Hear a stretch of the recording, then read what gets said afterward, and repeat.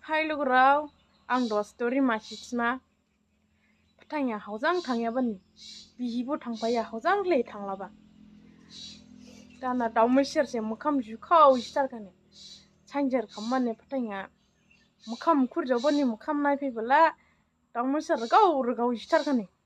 Daumai ser ke rsaigane. Daumai ser ke risai rira gubrutharkane. Rikraitarka. Dana saimli jalanga saimli jabala. Nuwa thangroya buka rikraitarka bani.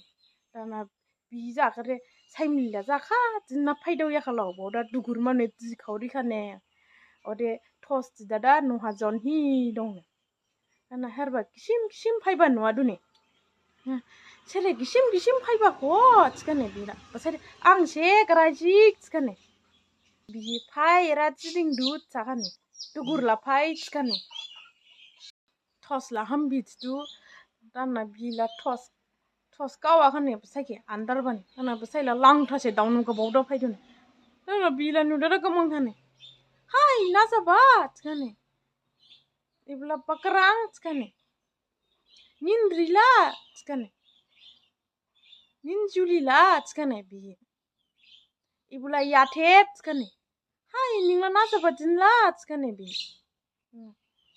basaila ibla bokro tskane